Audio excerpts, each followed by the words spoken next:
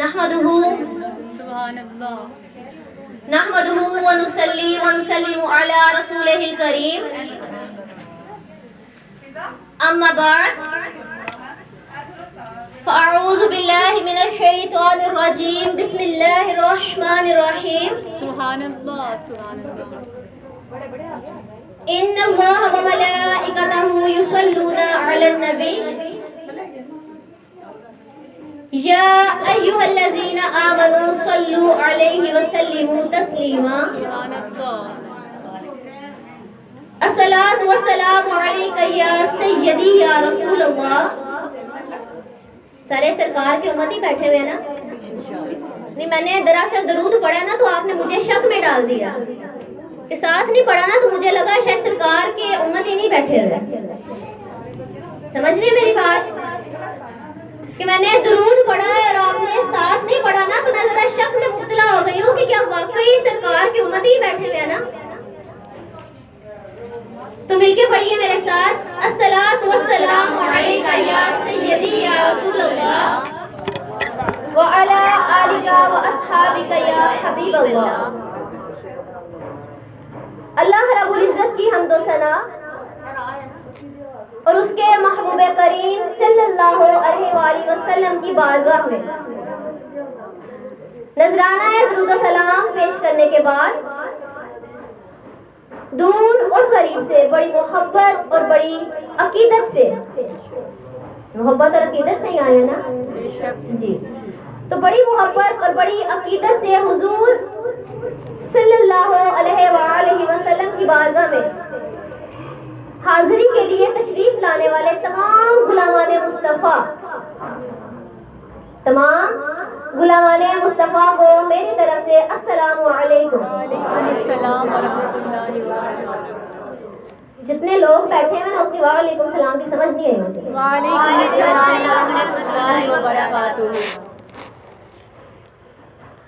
जिक्र रसूल पाक है जब से जुबान पर, यहाँ मैं सिर्फ अपनी बात करूँगी, आगे चल के आपकी बात करूँगी, लेकिन यहाँ पे मैं अपनी बात करूँगी कि जिक्र रसूल पाक है जब से जुबान पर, जिक्र रसूल पाक, रसूल का जिक्र, ठीक है, जिक्र रसूल पाक है जब से जुबान पर, रहमत बरस रही है मेरे खानदान पर। जिक्र रसूल पाक है जब से जुबान पर, रहमत बरस रही है मेरे खानदान पर। आँख नम हो तो लुत्फ आता है, बेशक सुभान अल्लाह। जब सरकार का जिक्र किया जाए और आँख नम होना तो फिर लुत्फ आता है, कभी वो लुत्फ लीजिएगा। आज जब यहाँ से उठकर जाए ना तब भी ये लुत्फ लीजिएगा, और यहाँ पे आप बैठे हैं अभी भी ये लुत्फ ले। आँख नम हो तो लुत्फ आता है, आँख नम हो तो लुत्फ आता है, ये करम हो तो लुत्फ आता है। खाना काबा जाओ जरूर, मगर खाना काबा जाने की तमन्ना है ना, तो खाना काबा जाओ जरूर, मगर ये दिल हरम हो तो मजा आता। आगे शायर क्या कहता है कि नबी पे चांद सितारे दुरूद पढ़ते हैं, नबी पे चांद सितारे दुरूद पढ़ते हैं, फरिश्ते भी सारे दुरूद पढ़ते हैं। है ये हुक्म कि सल्लू अलल हबीब, बेशक बेशक है ये हुक्म कि सल्लू अलल हबीब। अगले जुमले पे जरा गौर कीजिएगा, है ये लुत्फ के सल्लू अलल हबीब, कुरान के पारे भी दुरूद पढ़ते हैं। हर बंदा अपनी अपनी हाजिरी की गर्ज से इस तरह दुरूद पाक पढ़े कि आपका यकीन कामिल होना चाहिए। यकीन किस तरह कामिल होगा आपका? यकीन आपका ऐसे कामिल होना चाहिए कि आप यहाँ दरूद पढ़ेंगे सरकार वहाँ सुनेंगे। اور مزید لطف کی بات بتاؤں، یہ تو یقین آپ کا کامل ہو گیا کہ آپ یہاں درود پڑھیں اور سرکار وہاں پہ سنیں، لیکن مزید لطف کیسے آئے گا؟ وہ ایسے آئے گا اس طرح آپ کا جو یقین ہے وہ کامل ہوگا کہ آپ یہاں درود پڑھیں، کہاں؟ محفل میں بیٹھے نا، تو آپ یہاں درود پڑھیں اور سرکار یہیں پہ آ کے سن لیں، تو آپ اس یقین سے درود پڑھیں کہ وہاں تو وہ سنیں گے ہی، لیکن کہیے کہ سرکار ہم نے اتنی محبت آپ سے کی، اتنی عقیدت آپ سے رکھی، اتنا یقین آپ پہ رکھا، اور ہمارا یقین اتنا کامل ہو گیا کہ ہمیں پتہ ہے کہ ہم یہیں پہ درود پڑھیں گے اور آپ وہاں سے یہاں آ کے ہمارا درود سنیں۔ تو تمام احباب زبان کے تالوں کو کھول کر اور شیطان کی کمر کو توڑ کر اور سینے کی پوری طاقت، پوری قوت کے ساتھ اپنے آقا و مولا کی بارگاہ میں اس طرح سے درود و سلام کا نذرانہ پیش فرمائیں کہ جب غلام درود پڑھتا ہے نا تو رب ثواب دیتا ہے، جب غلام درود پڑھتا ہے نا تو رب سلام دیتا ہے، اور جب غلام سلام پڑھتا ہے تو سرکار جواب دیتے ہیں۔ تو آپ سے گزارش ہے کہ جو لوگ اس محفل پاک میں موجود ہیں وہ مجھے اپنے ہونے کا ثبوت بھی دیں کہ وہ یہاں پہ موجود ہے۔ اگر آپ کے جسم یہاں پہ ہے نا تو آپ کے ذہن، آپ کے دل یہیں پہ ہونے چاہیے۔ تو درود پاک پڑھیے میرے ساتھ، اللہم صلی علی سیدنا و مولانا محمد، اللہم صلی علی سیدنا و مولانا محمد وعلی آل سیدنا و مولانا محمد۔ یہ آرزو جو سے برو، یہ آرزو جو سے برو، مل دو جہاں کی آبرو، مل دو جہاں کی آبرو۔ میں کہوں غلام میں ہوں آپ کا، میں کہوں غلام میں ہوں آپ کا، وہ کہے کہ ہم کو سبحان اللہ، اللہم صلی علی سیدنا و مولانا محمد وعلی آل سیدنا و مولانا محمد۔ سبحان اللہ۔ خوش بخت ہے وہ زبان کہ جس کو سرکار کی محفل بھی نصیب ہو گئی ہے، اور سرکار کی محفل میں آ کر خوش قسمت ہے وہ زبان جس کو آپ پر درود پڑھنا بھی نصیب ہو گیا۔ بہت سے لوگ ہوتے ہیں نا محفل میں آ کے بھی ان کو توفیق نہیں ہوتی درود پڑھنے کی، تو اگر آپ نے درود پڑھ لیا نا تو پھر خود کو خوش قسمت سمجھے، اور خوش قسمت خود کو صرف ایک مرتبہ نہیں 2 مرتبہ سمجھے۔ پہلی خوش قسمتی کہ آپ کو سرکار نے اپنی محفل میں بلایا، اور دوسری خوش قسمتی کہ ادھر بلا کے اپنے پہ درود بھی پڑھا لیا۔ تو شاعر کہتا ہے کہ مرکز علم و فن، مرکز علم و فن محور ارتقا، آپ خیر البشر، آپ خیر الورا، آپ خیر البشر اور آپ خیر الورا، اور آپ کے در پہ جھکتے ہیں ارض و سما، حضور کے در پہ جھکتی ہے نا ارض و سما، تو شاعر کہتا ہے اور آپ کے در پہ جھکتے ہیں ارض و سما، آپ خیر البشر، آپ خیر الورا،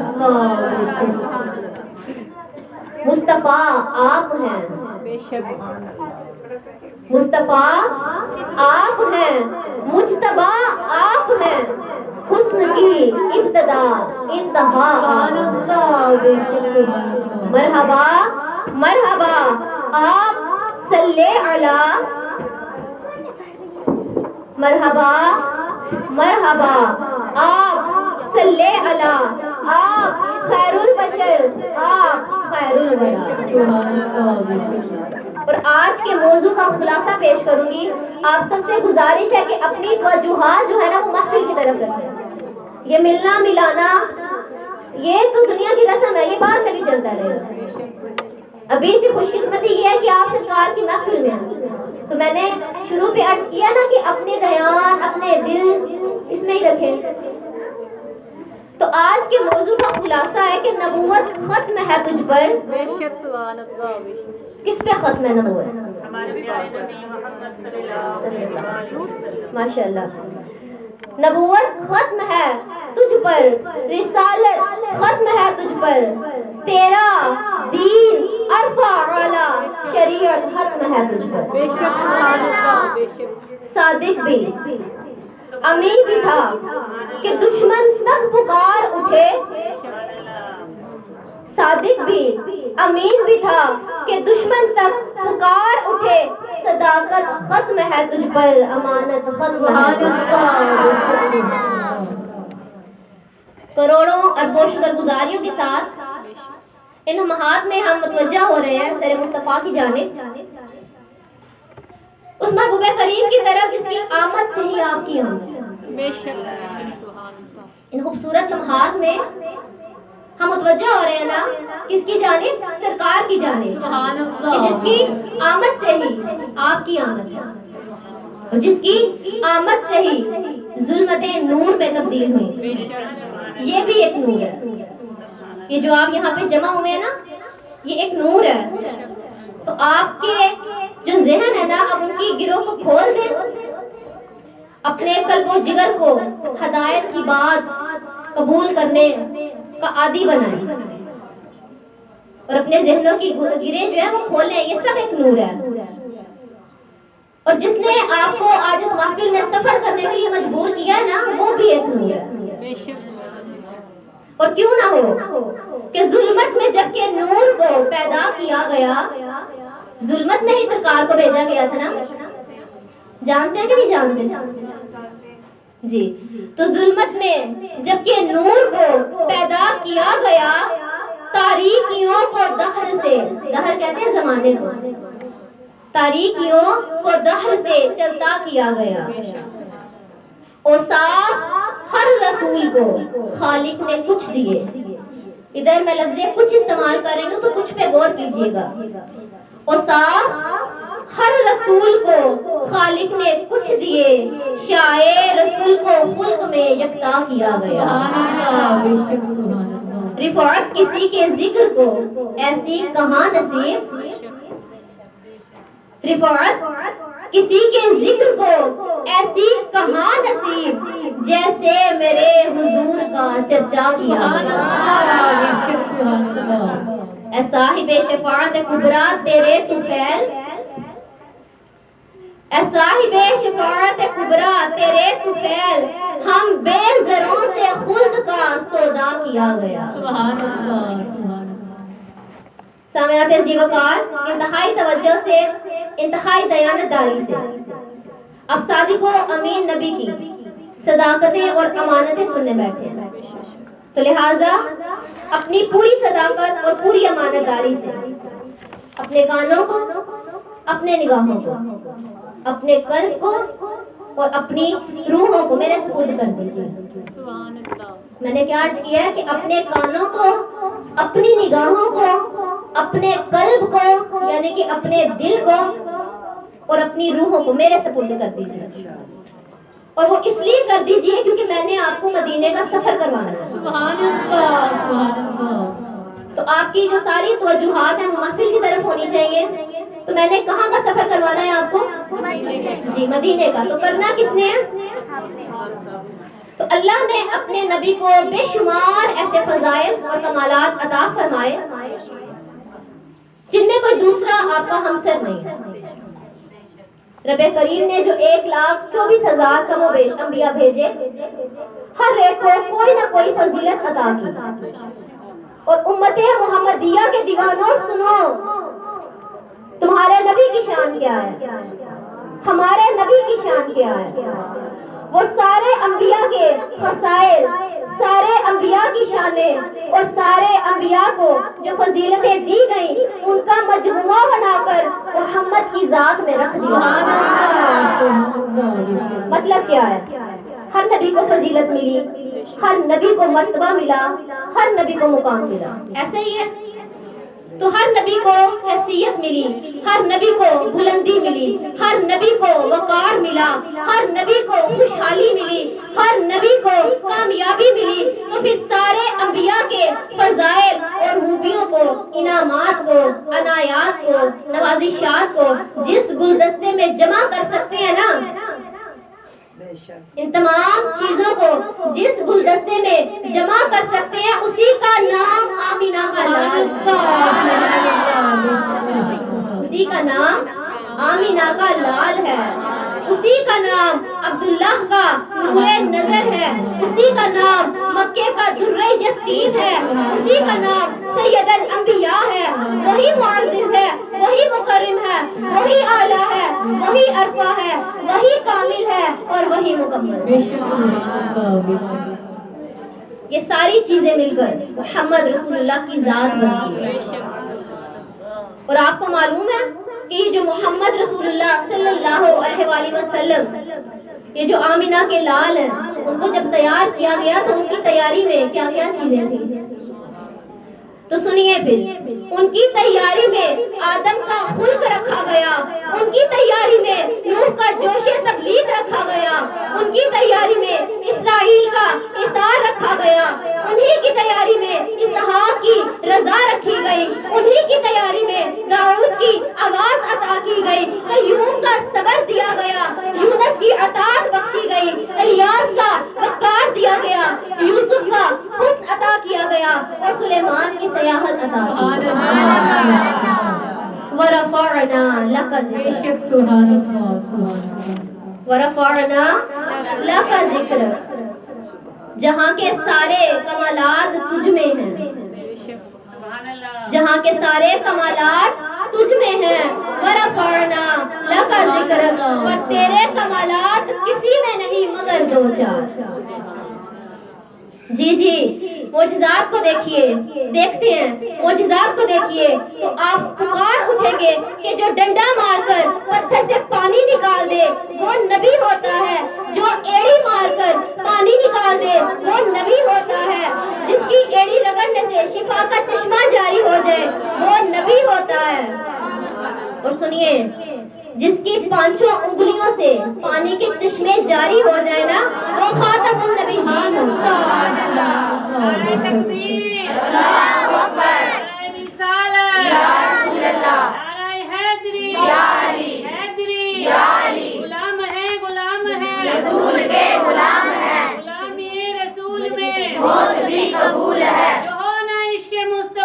زندگی فضول ہے، زندگی فضول ہے، سرکار کی آمد مرحبا، سونے کی آمد مرحبا، مکی کی آمد مرحبا، مدنی کی آمد مرحبا، یہ تارے سن لیں مرحبا، یہ سارے سن لیں مرحبا، ہم اپنے نبی کے دیوانے، ہم سچے نبی کے دیوانے، سرکار کی آمد مرحبا، دلدار کی آمد مرحبا، نعرہ تکبیر اللہ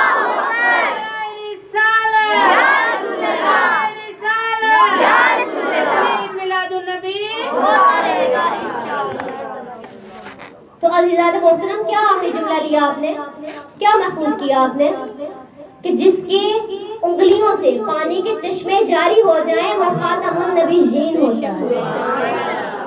ہمارا موضوع آج خاتم النبیین ہے، یہ ہمارے نبی کی شان ہے اور اس نبی کی امت میں سے ہیں ہم، اس نبی کے غلام ہیں۔ کتنا فخر ہے، کتنا پراؤڈ ہے۔ ہمارے باپ کی کوئی چار بندوں میں تعریف کر دے تو کتنا فخر محسوس ہوتا ہے۔ تو ارے ساری کائنات میں، ہر دور میں، ہر زمانے میں، ہر مخلوق میں اگر کسی کی تعریف ہو رہی ہے تو وہ میرا اور آپ کا نبی ہے۔ میں اگر آیات کریمہ پڑھ کر ان کی تشریحات پیش کرنے لگ جاؤ نا تو آپ کا وقت ضائع ہوگا، آپ کچھ حاصل نہیں کر پائیں گے اس سے آپ کو کوئی فائدہ نہیں ہوگا۔ آپ کو فائدہ کس چیز سے ہونا ہے کہ جب میں کوئی پریکٹیکلی کوئی عملی بات آپ کے سامنے پیش کروں جو آپ کے دل میں اترے گی اور اس راہ پر ملے گی جس راہ پر چل کر کچھ بھی ہو جائے، کائنات ادھر کی ادھر ہو جائے، آسمان نیچے آ جائے، زمین اوپر چلی جائے، آپ کو کوئی سولی پر لٹکا دے، خاتم النبیین کا دامن نہیں چھوڑیں گے آپ۔ تو ہمیں ضرورت ہے اس سبق کو سیکھنے کی، اور یہ سبق ہم ان محافل کے ذریعے سیکھتے ہیں۔ ان محافل میں اکٹھے ہونے کا مقصد صرف یہی ہوتا ہے۔ آپ دائیں بائیں دیکھیں، آگے پیچھے دیکھیں، ایک دوسرے سے پوچھیں آپ کہاں سے آئے ہیں، آپ کہاں سے آئے ہیں۔ اس سے کیا ہوگا؟ تعلق پیدا ہوگا، محبت پیدا ہوگی، اور آپ کیا جان پائیں گے کہ ہمارے نبی کے چاہنے والے اتنے ہیں کہ کہاں کہاں سے آئے ہوئے ہیں۔ ابھی آپ اسی مقصد کے لیے آئے ہیں نا، اس محفل میں ہم اسی لیے بیٹھے نا، نبی کے امتی اور ان کی محبت میں بیٹھے ہیں۔ اس کے علاوہ تو کوئی مقصد نہیں نا آپ کا یہاں پہ آنے کا، کوئی غرض نہیں نا۔ تو ان محافل کی روح یہ ہے کہ جن محافل میں صاحب محفل کی بات ہوتی ہے، اس کی ذات، اس کی ہستی کو پہچان کر، میں نے آغاز میں کیا کہا کہ درود نبی سے تعلق کا اظہار ہے، کہا نا میں نے کہ درود جو ہے وہ نبی سے تعلق کا اظہار ہے۔ تو اپنے نبی سے اپنے تعلق کو مضبوط کریں، کوشش کریں، پرکھیں کہ ہم کس مقام پر کھڑے ہیں۔ آج اگر نبی کی ذات کے لیے دین ہم سے قربانی مانگے نا تو ہم کتنی قربانی دینے کے لیے تیار ہیں؟ کیا دے سکتے ہیں ہم قربانی؟ کتنی محبت ہے ہمیں۔ یاد رکھیں کہ میرے اور آپ کے آقا نے جہالت کے ڈوبے ہوئے انسانوں کے اندر دین پھیلانے کے لیے لگاتار جنگیں لڑی، اور تمام جنگوں کے اندر شہید ہونے والے یا قتل ہونے والے لوگوں کو اگر جمع کیا جائے نا تو ان کی تعداد 259 بنتی ہے۔ اور جس وقت نبی کریم صلی اللہ علیہ وآلہ وسلم کے وصال و کمال کے بعد سیدنا ابو بکر صدیق نے ناموس رسالت کے لیے تحفظ ختم نبوت کے لیے، نبوت کے جھوٹے دعوے داروں کے لیے، ان کے ساتھ جب جنگ لڑنے کے لیے صحابہ کرام کو بھیجا تو جنگ یمامہ میں جو بہت بڑی جنگ تھی، اس میں شہید ہونے والے لوگوں کی تعداد 1200 تھی۔ جو آپ صلی اللہ علیہ وسلم نے جنگیں لڑی اس میں جو شہید ہوئے وہ 259 تھے، لیکن جب ختم نبوت پہ بات آئی، جنگ یمامہ ہوئی تو اس میں شہید ہونے والے جو صحابہ تھے، جو لوگ تھے، ان کی تعداد 1200 تھی۔ یہ شان ہے، یہ ویلیو ہے، یہ اہمیت ہے تحفظ ختم نبوت کی۔ آج جس دور میں ہم رہ رہے ہیں، ہمارے گلی گلی چپے چپے پر فتنے سر اٹھا رہے ہیں۔ لوگ اپنے محبوب نبی صلی اللہ علیہ وآلہ وسلم کے راستے میں، جو شیطان ان کو راستے میں بھٹکا رہا ہے نا، تو وہ اپنے عقیدوں کو چھوڑ کر غلط عقیدوں پر چل رہے ہیں۔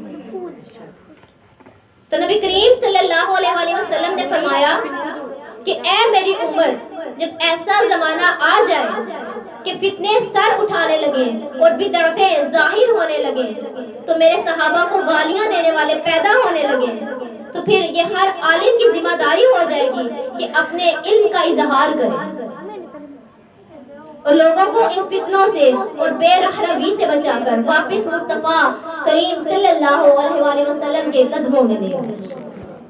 ارشاد فرمایا، اور جس شخص نے ٹائٹل تو عالم دین کا رکھا، جس شخص نے ٹائٹل تو عالم دین کا رکھا اور یہ کام نہ کیا، لوگوں کے سامنے حقائق رکھ کر لوگوں کو گمراہی اور فتنوں اور بدعتوں سے محفوظ نہ کیا، اور مصطفیٰ کے در پر محفوظ نہ کیا، تو سنیے ایسے عالم دین پر اللہ سبحانہ و تعالیٰ کی لعنتیں برستی ہیں۔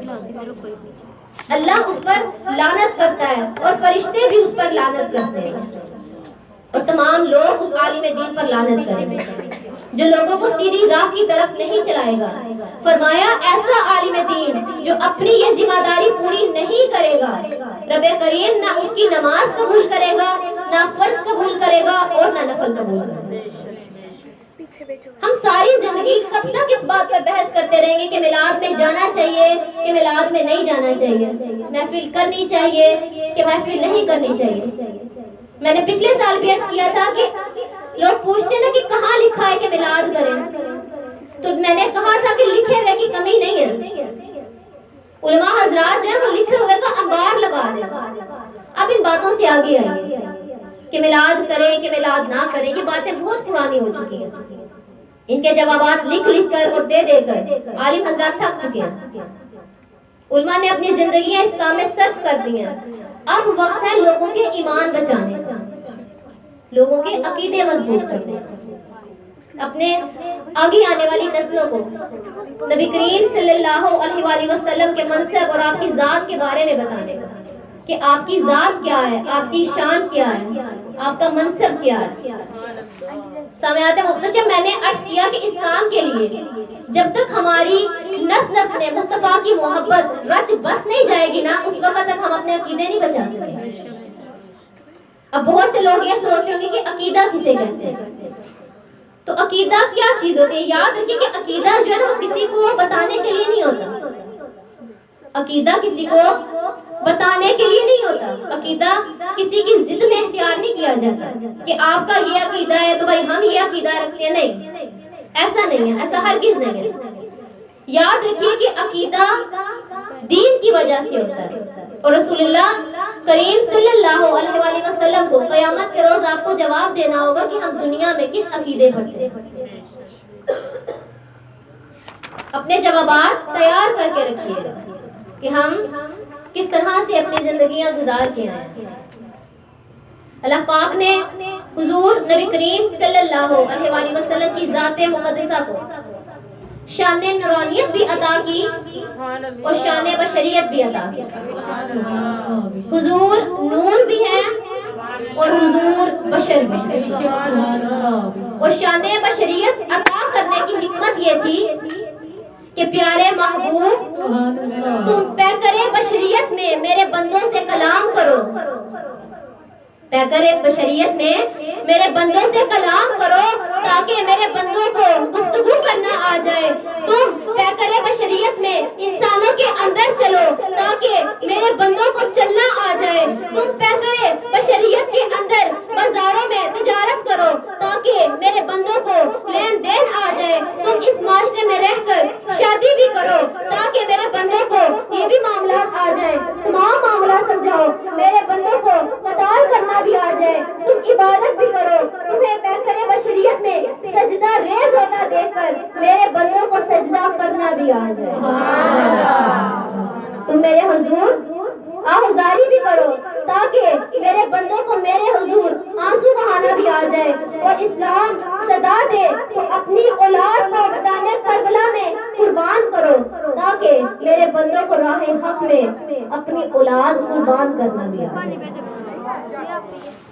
اے لوگو، تم اس پیکر بشریت پر نظر رکھو، اس لیے کہ اگر تم اسے نہیں دیکھو گے تو زندگی گزارنے کا ڈھنگ کیسے سیکھو گے؟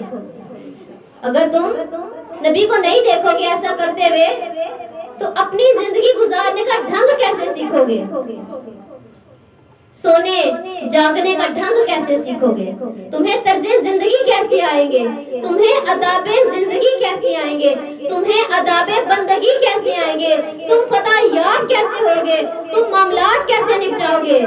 اس لیے ضروری ہے، شاعر کہتا ہے کہ تم رسول کو کھاتا ہوا بھی دیکھو، رسول کو پیتا ہوا بھی دیکھو، تم رسول کو پیکر بشریت بھی سوتا ہوا بھی دیکھو، تم رسول کو پیکر بشریت میں چلتا ہوا بھی دیکھو، تم رسول کو پیکر بشریت میں فاقہ کرتا ہوا بھی دیکھو، تم رسول کو پیکر بشریت میں پیٹ پر پتھر باندھتا ہوا بھی دیکھو، تم رسول کو پیکر بشریت میں تجارت کرتا بھی دیکھو، لیکن جہاں یہ سب کچھ دیکھو تو وہاں کنکریوں سے کلمہ پڑھاتا ہوا آ گیا ہے نور لے کے، آ گیا ہے نور لے کے، ظلم دانوں میں ڈاڑ والا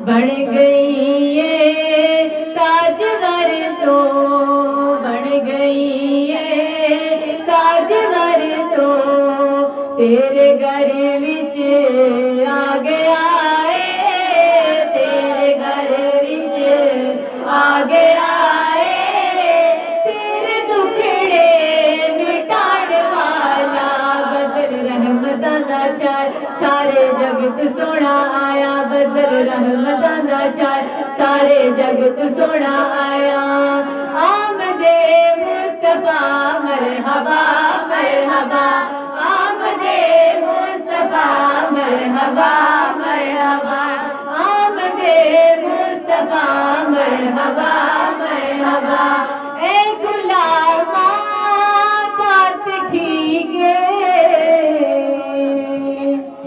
آپ دیدا ہوندا تسی کے اے غلاماں بات ٹھیک ہے آپ دیدا ہوندا تسی کے نعت پڑھدا مصطفیٰ دی نعت پڑھدا مصطفیٰ دی ہوم جیڑا ایمان والا بدل رحمتاں دا چار سارے جگت سونا آیا بدل رحمتاں دا چار سارے جگت سونا آیا آمد مصطفیٰ مرحبا مرحبا آمد مصطفیٰ مرحبا مرحبا آمد مصطفیٰ مرحبا مرحبا آ گیا ہے نور لے کے آ گیا ہے نور لے کے ظلمتاں نوں مٹاڑ والا درد ونڈدا سارے آندے درد ونڈدا ماڑے آندے روندیاں نوں ہساڑ والا کوئی تیبہ نوں منہ مایا کوئی تیبہ نوں منہ مایا او ایک سونا تو لگنا ہے دوجا پھر بھی تو مایا دوجا پھر بھی تو مایا پاوے پلے کوئی عمل نہیں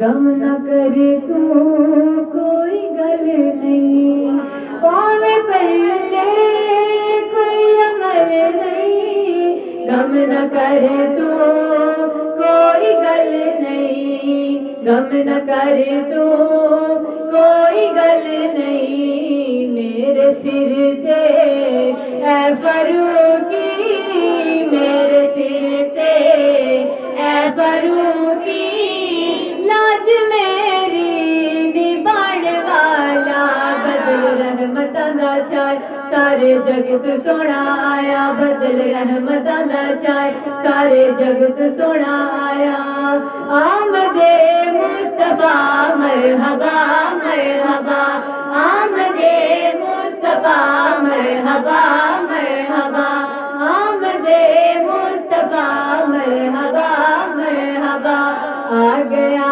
ہے نور لے کے آ گیا ہے نور لے کے ظلمتاں نوں مٹاڑ والا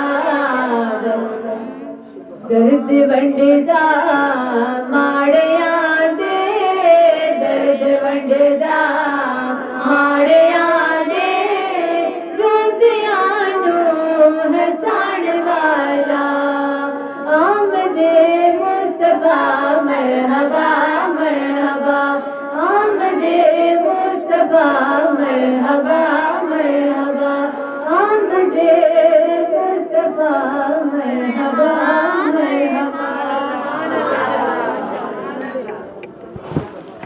سماعت زیوکار اللہ سبحانہ و تعالیٰ نے حضور نبی کریم صلی اللہ علیہ وآلہ وسلم کو اپنی ذات کا مظہر بنا کر بھیجا اور فرمایا کہ اے لوگوں میرا محبوب میری ذات کا مظہر ہے تو اسے دیکھ لو میرا محبوب میری ذات کا مظہر ہے تو اسے دیکھ لو کیونکہ میری ذات کا ہر عکس تمہیں مصطفیٰ میں میں نظر آئے. سبحان اللہ.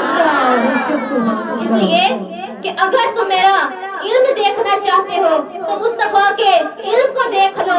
اگر تم میرا جمال دیکھنا چاہتے ہو تو مصطفیٰ کے جمال کو دیکھ لو.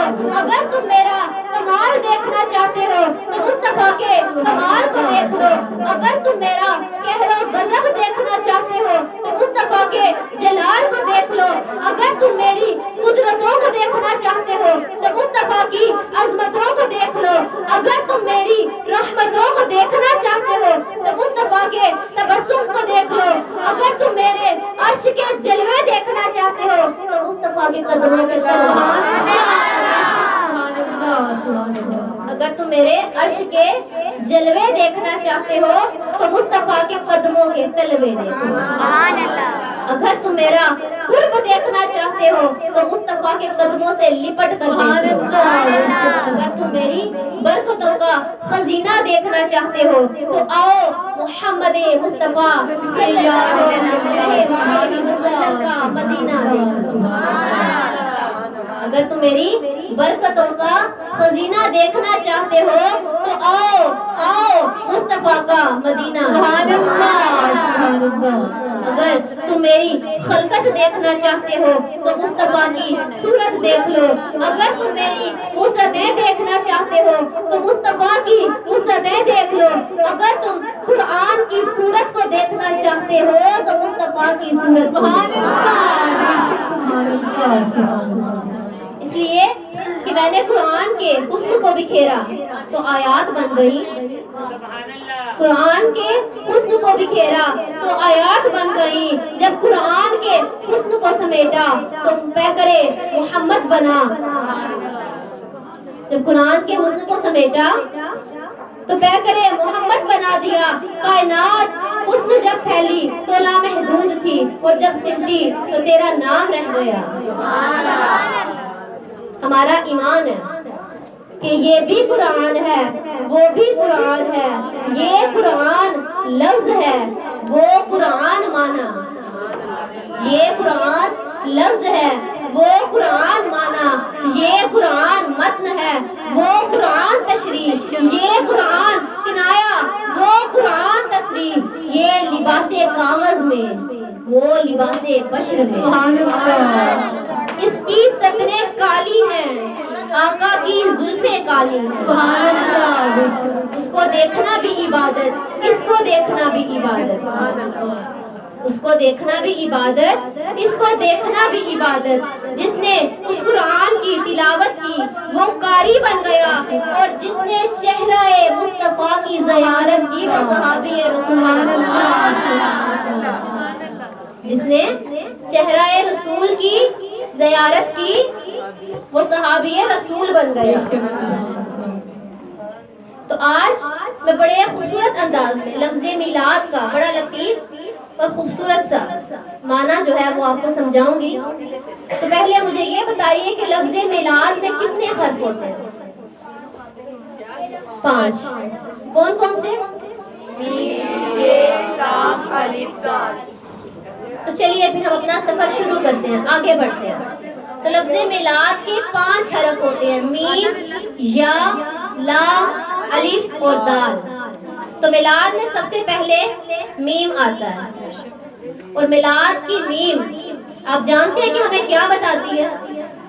میلاد کی میم محمد صلی اللہ علیہ وآلہ وسلم کی ذات بھی ہے. میلاد کی میم محمد کی ذات بھی ہے اور میلاد کی میم محمد کی محبت بھی ہے. سبحان اللہ.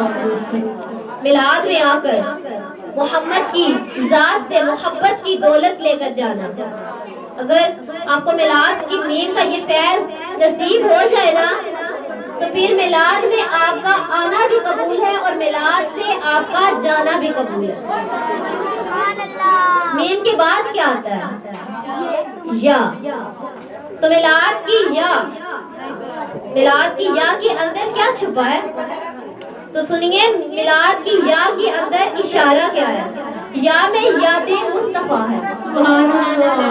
میلاد کی یا میں یاد مصطفیٰ ہے کہ اے امتی جب تو گھر سے چلے تو یاد مصطفیٰ میں گم ہو کر چلے. جب تو گھر سے چلے تو یاد مصطفیٰ میں گم ہو کر چلے. اور جب تو محفل میں آ جائے تو بارگاہ کا تصور کر لے. جب تک تو بیٹھا رہے گا یاد مصطفیٰ میں گم ہو کر بیٹھا رہے. پھر دیکھ تیرے اوپر کیسے انوار تجلیات کی بارش ہو. تو یہاں کے آگے کیا آیا؟ جی لام. تو آگے بڑھتے ہیں. میلاد کی لام. تو لام جو ہے وہ رسول اللہ صلی اللہ علیہ وآلہ وسلم کے دشمنوں سے لڑنا ہے. میلاد کی لام میں نبی کے دشمنوں سے لڑنا ہے. تو وہ یہ اعلان کر رہے ہیں کہ اے محمد کی ذات سے محبت کرنے والے, اے محمد کی ذات سے محبت کا دعویٰ کرنے والے, اے محمد کی یاد میں گم رہنے کا دعویٰ کرنے والے, جب محمد کی عزت پہ بات آئے گی تو کیا تو لڑنے کے لیے تیار ہوگا؟ جی. تو میلاد کی لام ہم سے یہی مطالبہ کرتی ہے کہ نبی کے دشمنوں سے لڑو, اور جب ضرورت پیش آئے نا تو پھر تم پہلی صف میں نظر آؤ. اور کون ہے مصطفیٰ کا دشمن جس سے ہم نے لڑنا ہے؟ تو سنیے, رسول اللہ صلی اللہ علیہ وآلہ وسلم کا دشمن جو ہے وہ شیطان ہے. رسول اللہ کا دشمن شیطان بھی ہے. رسول اللہ کا دشمن آپ کا نفس بھی ہے. رسول اللہ کا دشمن جھوٹ بھی ہے. رسول اللہ کا دشمن زنا کاری بھی ہے. رسول اللہ کا دشمن چغلی بھی ہے. تو آپ نے ان سب سے لڑنا ہے. اور آپ لڑیں گے کیسے؟ جب آپ میلاد میں آنے کے لیے تیار ہو گئے تو آپ کے اندر سے یہ ساری برائیاں ختم ہو جائیں گی. تو میلاد کی لام سے آپ نے کیا سیکھا؟ کہ نبی کے دشمنوں سے لڑنا ہے. آگے کیا آیا؟ کتنے حرف رہ گئے ہیں؟ 2 حرف رہ گئے ہیں. تو وہ اگلے سال پہ رکھ لیں.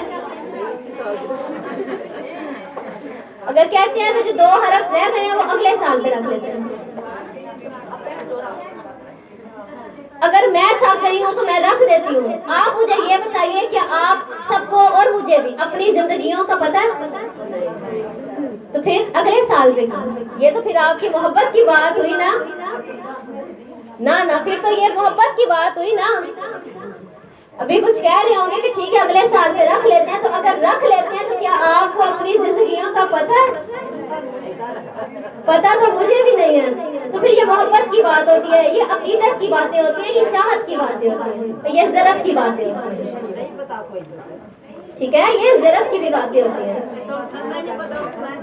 اسی لیے میں نے عرض کیا نا کہ یہ ضرف کی بھی باتیں ہوتی ہیں.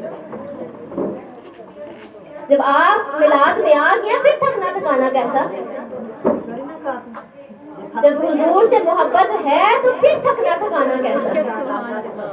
جب ہم نے ابھی پیچھے بولا کہ میلاد کی لام میں کیا ہے؟ رسول اللہ کے دشمنوں سے لڑنا, اور لڑنے میں شیطان بھی ہے اور نفس بھی ہے. تو شیطان ہی پھر ہمیں برگلائے گا نا کہ چلیں وہی اگلے سال پہ رکھ لیتے ہیں. تو چلیے پھر الف کی جانب بڑھتے ہیں. تو میلاد کی الف پتہ کیا ہے؟ میلاد کی الف ہے اخلاص کی.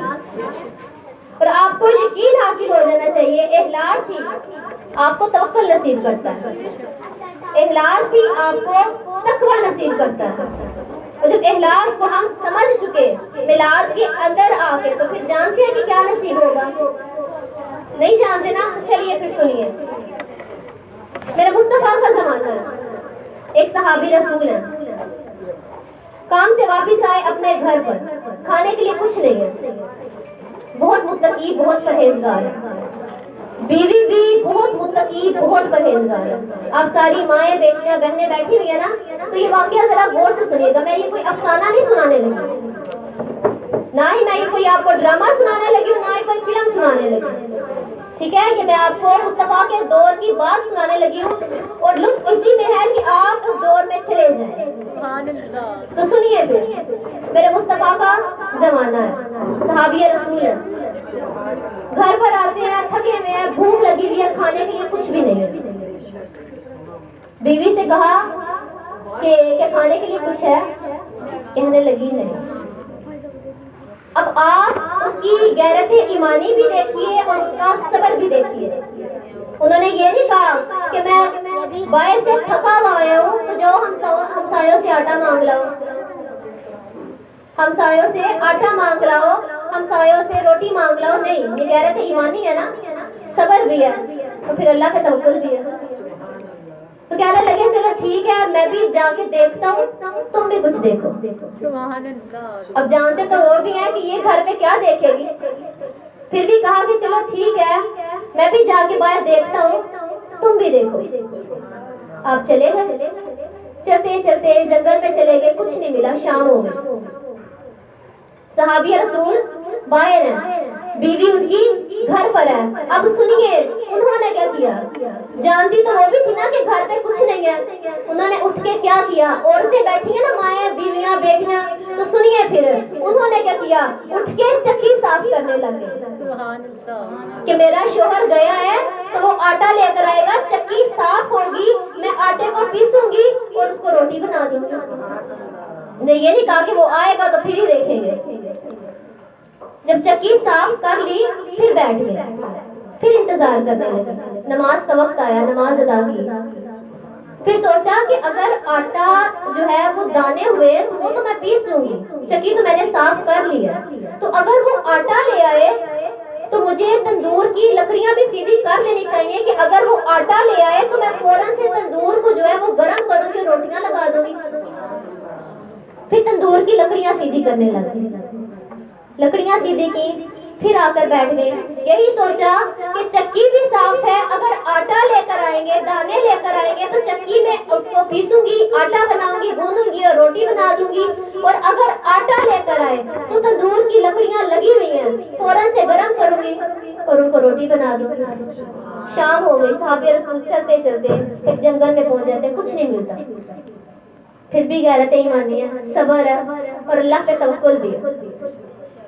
आप घर की जानिब आते हैं, वो आ रहे हैं, यहाँ से बीवी उठ के फिर चक्की साफ करने के लिए जा रही है, तो क्या देखती है कि चक्की चलती जा रही है और आटा निकलता जा रहा है। ये कोई अफसाना नहीं है, ये हकीकत पे मबनी बात है। वो देख रही है कि चक्की चलती जा रही है, आटा निकलता जा रहा है, भाई ये क्या हो गया। उधर भागती तंदूर के पास गई तो क्या देखती हैं कि रोटियां एक वक्त में तंदूर में जितनी रोटियां लगती हैं वो लगती जा रही हैं, निकलती जा रही हैं। इतनी देर में सहाबी जो है वो भी घर पे पहुंच गए, उन्होंने पूरा उनको माजरा बताया कि ऐसे ऐसे हुआ।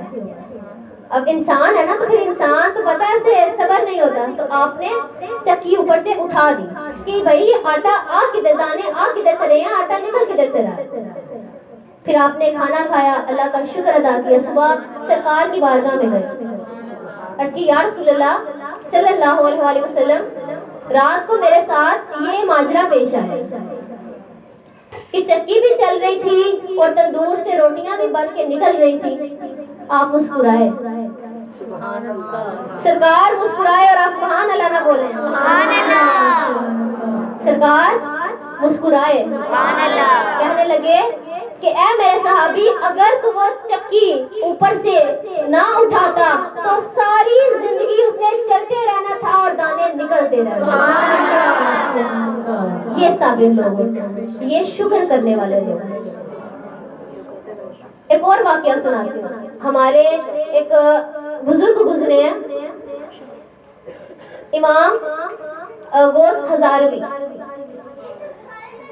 आप अपने वक्त के बहुत बड़े आलिम रह चुके हैं। एक दिन क्या हुआ, आपके घर पे आपके कुछ दोस्त आए और कहने लगे कि फलां फलां जगह पर कुछ फितने जो है वो सर उठा रहे हैं, लोगों को एक बाहर से कोई ग्रोह आया वो उनको गुमराह कर रहा है और वो अपने ईमान से हारिज हो रहे हैं, तो आपको कुछ करना चाहिए, आपको दिन की तबलीग के लिए निकलना चाहिए। आपने फौरन से अपना बस्ता उठाया और निकलने के लिए तैयार हो गए कि चलो।